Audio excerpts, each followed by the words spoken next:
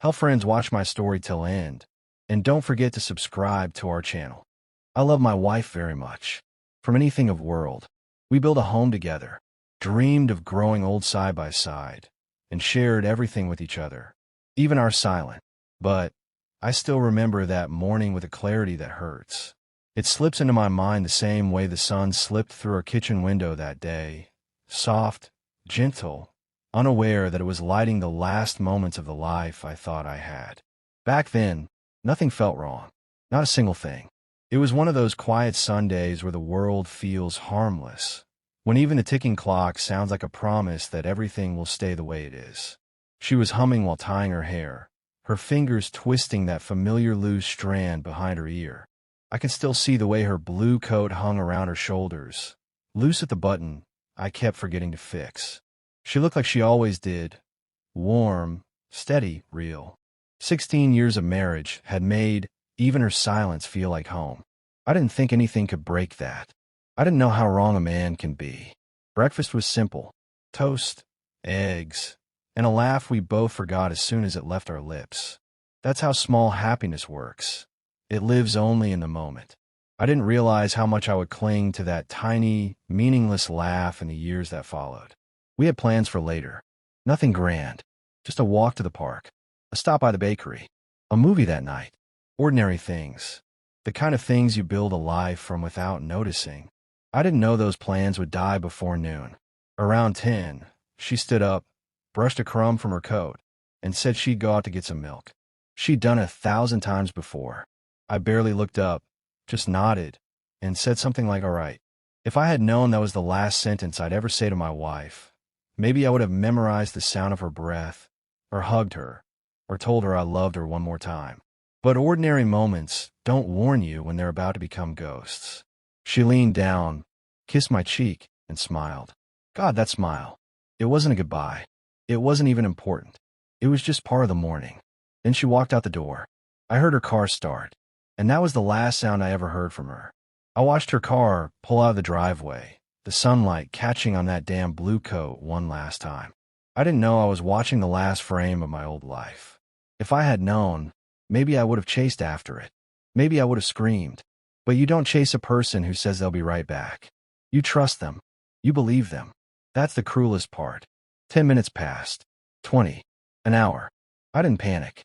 Why would I? She'd probably stopped to talk to someone, or decided to pick up a few extra things. At noon I made lunch and kept it warm. At 3, I called the store. They said she hadn't been there. That was the first moment my chest tightened. The first moment my breath felt wrong. I drove the route she always took, expecting to find her car parked somewhere. Engine trouble, a flat tire, anything logical. But the road was empty. The world felt suddenly too quiet.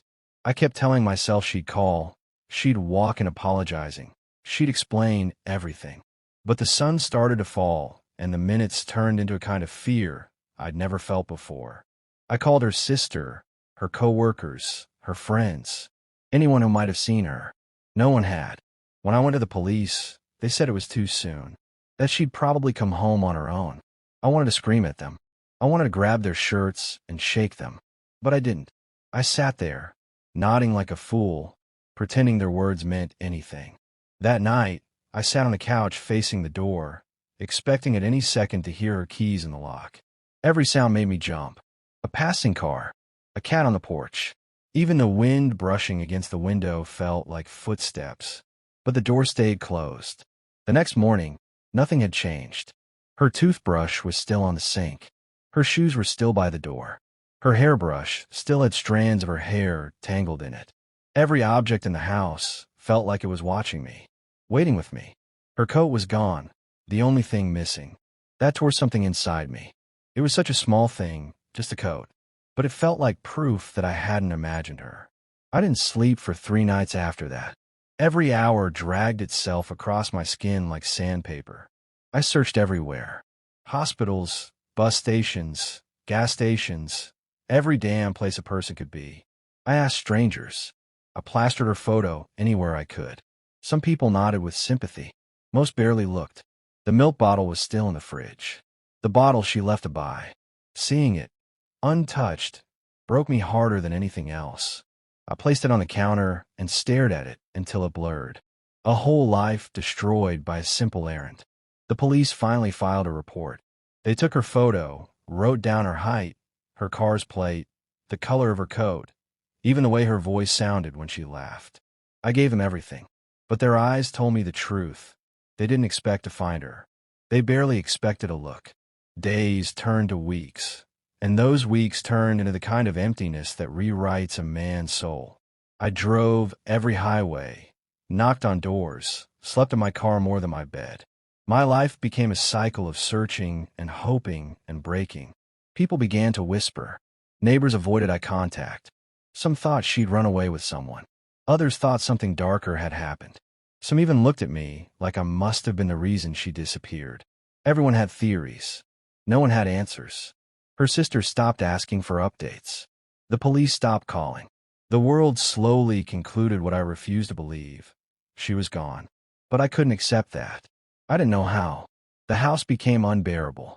Every room echoed her absence. Her scent lingered on the pillow for months. The cup she drank from that morning stayed in the sink, half-rinsed, with a faint ring of dried coffee inside.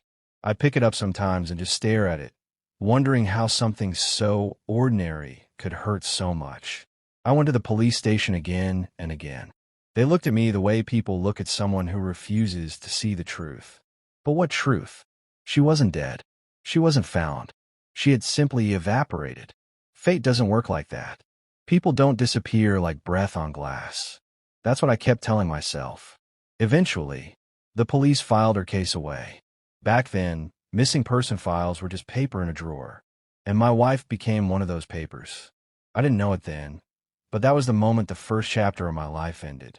Not with a goodbye, not with a phone call, not even with a body, just with a woman in a blue coat walking out the door and never looking back.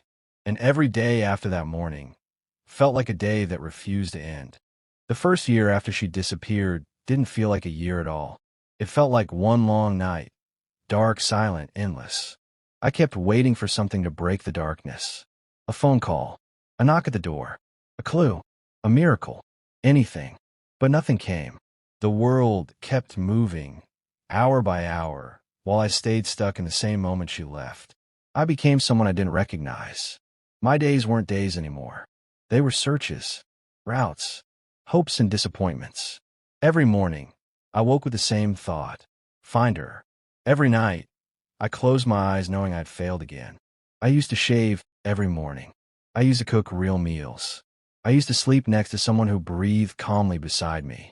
But those things died quietly. Grief doesn't kill loudly. It suffocates in silence. I spent my evenings sitting in her car, the one she drove that last morning. The scent of her perfume still lingered in the seat fabric, like a fingerprint time couldn't erase. I'd turn the radio on, trying to drown my thoughts, but every song dragged me deeper into memories. Love songs felt like taunts. Sad songs felt like prophecies. Eventually, I turned the radio off and sat in the dark, gripping the steering wheel until my knuckles whitened. It felt like I was holding onto the last piece of her. People in town started treating me differently, the way a person treats someone who carries a storm inside them. Some offered sympathy. Some offered distance. Most offered silence, because silence is easier than facing someone's grief. My wife became a story people whispered about in grocery aisles, in barbershops, at church. They call me the man whose wife vanished. I hated that title, but I hated the alternative more: forgetting. Her parents stopped visiting after a while. They couldn't handle the sight of me, sitting alone in the house they once watched their daughter fill with laughter. Her sister called occasionally, but as the months piled into years, even her calls drifted into rare echoes. People move forward when they don't have answers. I didn't. I couldn't. The house. God, the house decayed with me. It aged like a living thing. Paint chipped. Floorboards loosened. The clock in the hallway stopped ticking one day, and I never replaced the battery. It felt wrong to give life to something when mine was stuck in a graveyard of memories. Her coat still hung by the door. Her slippers remained under the bed. Her favorite mug sat untouched on the counter. I dusted these objects not out of hope, but out of ritual. Each one felt like a tombstone. There were days when I convinced myself she would come back. Days when I imagined her walking through the door, tired, apologetic, holding some story that would make everything make sense. On those days, I made 2 cups of coffee. One strong and sweet, the way she liked it. I'd set it in front of her empty chair and watch the steam rise, pretending it meant something, pretending she might reach for it.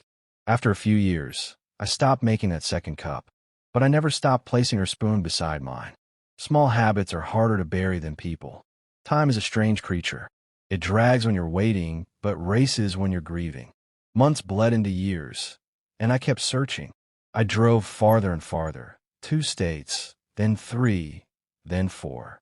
I talked to strangers in gas stations, in diners, at bus stops. I carried dozens of copies of her photo in my jacket. I'd hand them out with hands that shook less over time. I learned to speak her description like a memorized prayer.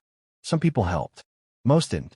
A few stared at the photo too long, as if trying to match it to a memory they didn't actually have. Those moments were the worst, because hope hurts more than heartbreak. I went to support groups, circles of broken people sitting on folding chairs, sharing stories that sounded like mine. Children who vanished without reason. Husbands who left without a note. Wives who walked into the morning and never returned. We were all the same, haunted by questions that never got answers. I listened. Sometimes I spoke. But pain doesn't soften when shared. It just gets quieter. I tried dating once. Years later, a kind woman from church. She smiled softly, asked gentle questions, laughed at my worn-out jokes. For a few hours, I felt something close to normal. But then she asked about my wife, and something inside me locked shut. I told her the truth, or maybe just pieces of it. I watched her face fall, not because she pitied me, but because she understood she didn't stand a chance against a ghost. The next week, she stopped calling. I didn't blame her. My son grew older. He learned to hide the hurt better than I did. When he was young, he'd ask about her constantly. "Did you find her yet, Dad?" And every time, I'd give him hope I didn't believe in. As he got older, he asked less. Then he stopped asking completely. One day, he told me it hurt too much to think about her. Another day, he told me she was probably gone. I didn't argue. He deserved to heal. I didn't. He eventually moved across the country, started a family of his own. I was proud of him, even when the house became emptier after he left. A house that once held warmth, now echoed with nothing but my footsteps and the hum of appliances older than my grief. Sometimes, late at night, I'd hear her voice in my head, not in a supernatural way, just memory playing tricks. I'd hear her laugh, soft and bright. I'd hear her calling my name from another room. Sometimes I'd wake up reaching for the side of the bed where she used to sleep, only to touch cold sheets and the reminder that the only thing left beside me was time. Years turned into decades. I don't even remember when I stopped keeping track. Birthdays blurred. Seasons slipped through my fingers. Spring smelled like her perfume. Summer reminded me of her hair in the sun. Autumn felt like her coat brushing against my arm. Winter sounded like her silence. Everything was her. Everywhere was her. And nowhere was her. Even the grocery store changed. The place she left to visit burned down once, got rebuilt, burned down again, then reopened in a new style. Entire buildings lived and died while I waited for one woman. That irony never softened. Every few months, I still visited the police station. I knew what they'd say. They knew what I'd ask. Their faces changed over the years, young officers becoming older ones retiring, new ones replacing them. But the answer stayed the same. No leads, no updates. A cold file with colder hope. There were nights when I sat in the dark living room, holding her photograph in my hands. The same photo from my wallet, the edges worn, the image fading. I'd stare at her face and wonder if she was alive or dead. If she missed me or forgot me. If she suffered or thrived. If she ever looked over her shoulder the way I never stopped doing. I kept buying milk every week. I don't know why. It wasn't for me. I didn't even drink it half the time. I'd just buy it, put it in the fridge, let it spoil, then replace it. A ritual to a woman who left for milk and never returned. Hope turned into superstition. Superstition turned into habit. Habit turned into something darker. Something that felt like punishment. Eventually, the neighborhood changed. Families moved away. New ones moved in. Old houses got painted. Lawns were trimmed. Children played outside where my wife once stood waving goodbye. I'd watch them sometimes from the window, not with envy, not with sadness, just with a strange, detached wonder. They had no idea they were playing on a street haunted by a missing woman and a man who refused to let her memory die. Time chipped away at everything except the part of me that still waited. I didn't expect anything anymore. Not answers. Not miracles. Not closure. I lived each day like a man drifting, not moving forward, not going back, just floating between memories and reality. I wasn't living. I was existing in the shadow of something unfinished.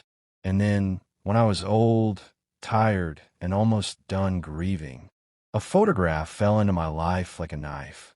A single picture, a smiling face, a truth I never asked for, and everything, every year, every ache, every hope, collapsed at once. It happened on a day that should have meant nothing. An afternoon like countless others I had lived through, drifting from one hour to the next without purpose. The summer heat was heavy, pressing against the porch where I sat half asleep in my old wooden chair.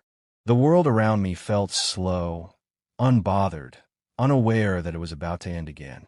My neighbor, Mrs. Patterson, called my name over the fence. She was one of the last people on this earth who still checked on me. A kind soul with a phone full of pictures of her grandkids and vacations I never asked about. She said she had just come back from a family trip to Florida. Her voice was cheerful, too cheerful, the kind of tone that doesn't belong anywhere near an old man's grief. "You have to see how beautiful the beaches are," she said. I nodded, out of politeness more than interest. Beauty meant nothing to someone who had forgotten how to see it. She scrolled through her photos, showing me sunsets, sand, smiling children. I looked at each one, pretending to pay attention. But then she stopped at one. A picture she thought was nothing but a memory of strangers she met at a resort. "That's the couple we talked to," she said with a soft laugh. "Such a lovely pair. Been married for decades. You don't see love like that anymore." I looked at her phone, and I died. There she was, my wife, standing on a beach in a white summer dress, her hair shorter and touched with gray, her smile softer but unmistakably hers. The tilt of her head, the shape of her eyes, the way she held her hands. I knew every detail because I had spent 37 years memorizing her face in a faded photograph. She was alive, and standing beside a tall, confident-looking man with his arm around her shoulders like he belonged there. Behind them were two grown women and a child. A full family. Their family, not mine. My heart didn't beat. It broke quietly, like something that had already cracked long ago and only now realized it. I asked to see the photo again. My voice barely worked. Mrs. Patterson didn't notice the tremor in my hands or the way the world around me had gone silent. She just kept talking, but her words faded into a hum I couldn't process. I stared at that picture, feeling something heavy and hollow crawl inside my chest. I saw the necklace first. The small silver one with the heart-shaped pendant. The one I gave her on our first anniversary. She still wore it. Not for me. Not because of me. Maybe because it was the only piece of her past she thought she could keep without guilt. Mrs. Patterson said something about Tampa, or maybe near it. She said the couple had been married for 30 years. 30 years. I did the math in my head. She left me 37 years ago.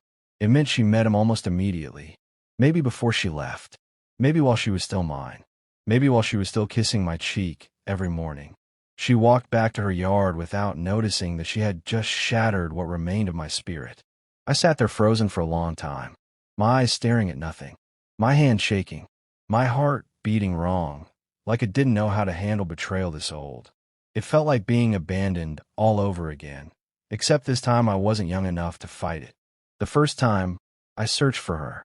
The second time, she was smiling. I went inside and sat at the kitchen table. The same table where she'd eaten her last breakfast with me. The same fridge where a grocery list still hung after all these years. Milk, eggs, sugar. I stared at that word, milk, until my vision blurred. A word that once meant nothing. A word that became the knife that cut my life in half. That night, I didn't sleep. Every time I closed my eyes, I saw her standing on that beach, leaning into that man like she had once leaned into me. I saw happiness in her eyes, not fear, not regret, not loss. Happiness. The kind of happiness she denied me for nearly 4 decades. By morning, I knew what I had to do. I walked to Mrs. Patterson's home and asked to see the photo again. I zoomed in, looking for any sign, any chance that maybe I was wrong, that maybe it wasn't her. But the closer I looked, the more the truth carved itself into me.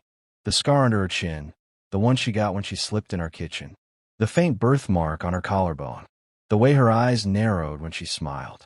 It was her. There was no mistake. I felt the weight of 37 years crash onto my shoulders like the sky collapsing. I thanked Mrs. Patterson and left before she could see the tears forming. I walked without looking where I was going, passing houses and trees that had grown old alongside me. I ended up in the park where she once told me she wanted to grow old in the same town, the same house with the same man. Lies. All lies. Every promise a thread she had already planned to cut. Back home, my hands trembled as I turned on my old computer. It took almost 10 minutes to start, whirring like a dying animal. When it finally lit up, I typed her name.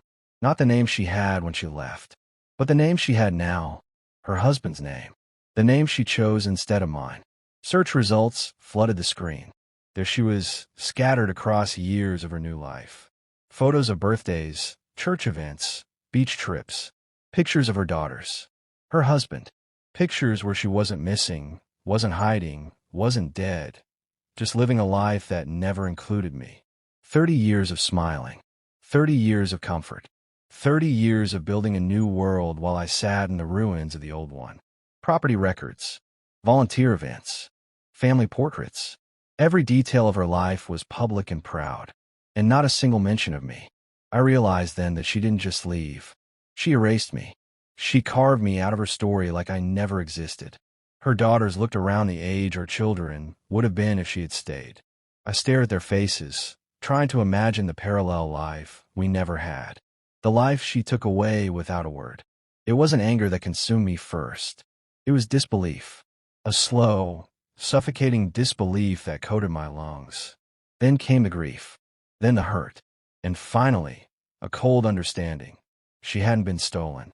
She hadn't been lost. She hadn't been trapped or broken or taken from me. She walked out. She chose to. She planned it. And while I spent 37 years begging for answers, she spent 30 years building a future with someone else. In the days after finding that photo, I didn't open the curtains. I didn't shave. I didn't eat. I sat with the truth like it was an animal crouched in the corner, waiting to pounce. For the first time in decades, the waiting was over. But the ending didn't feel like healing. It felt like death. A second death. The final death. And somehow, that second death hurt more than the first. I didn't act right away. I thought I would. I thought seeing that photo would send me into some storm of movement, some frantic sprint toward closure. But that's not how pain works when you've carried it for most of your life. Instead, I sat with it. I let it settle inside me like dust in an empty room. For a week, I barely moved from the kitchen table, the printed photo lying in front of me like a wound that wouldn't scab. Every morning, I make a cup of black coffee and stare at her face. The paper warped slightly where my fingers held it too long. Each time I looked at it, I felt something collapse quietly inside me. Not like a building falling, more like a tired breath finally giving out. For 37 years, I imagined her lying hurt somewhere. Lost. Taken. Waiting for me. And then suddenly she was none of those things. She was alive. Happy. Whole. Wearing the necklace I gave her like a relic from a life she pretended to mourn. I felt foolish. Not in a bitter way. In a way that aged me faster than time ever could. At first, I thought about calling her. I found a phone number easily. Her husband's, listed under their home address. I wrote it down on a scrap of paper and left it beside the old landline phone. For 2 days, that small piece of paper felt heavier than anything I had ever carried. Every few hours I'd look at it, trying to imagine the conversation. Would she recognize my voice? Would she hang up? Would she lie? Would she beg me not to tell her family who she used to be? Or worse, would she be calm? Would she say my name the way people say something from a past they've already buried? I realized I didn't want to hear any of those possibilities. Every scenario felt like another knife. So I didn't call.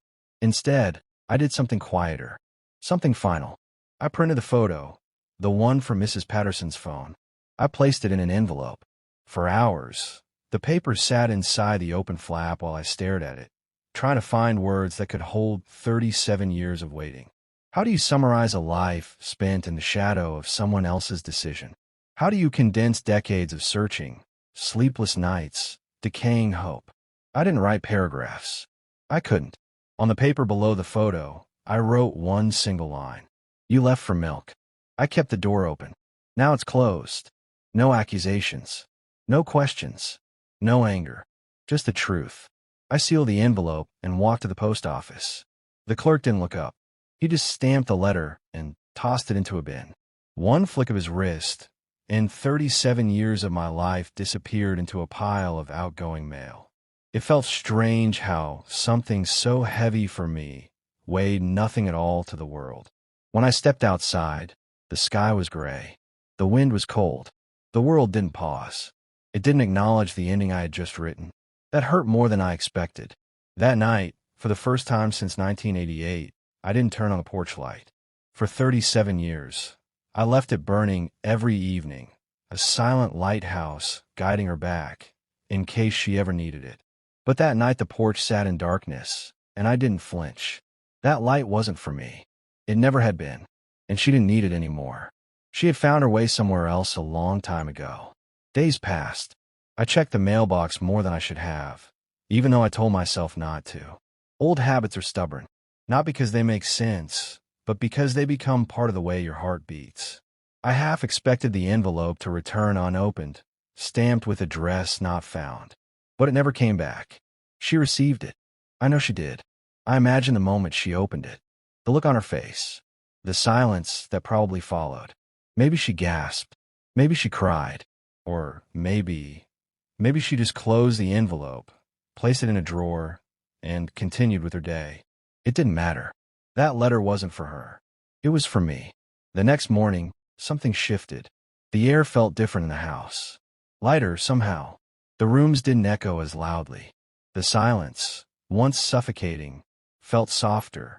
Not warm, not comforting, just quiet in a new way. I started throwing away her things. Her coat, her slippers, her mug, the grocery list with milk still written at the top. I didn't do it in anger. I did it the way a person clears a room after a long funeral. Slowly, respectfully, accepting that the person you waited for is not coming back to claim what they left behind. I painted the walls. I opened the windows. I let the house breathe for the first time in decades. At the store, I passed by the dairy aisle out of habit. My hand reached for a bottle of milk before my mind caught up. I froze there for a few seconds, then let my hand fall. That empty space on the shelf felt like a doorway I was finally stepping away from. I never bought milk again. There were moments in the weeks that followed when I caught myself reaching for memories I no longer needed.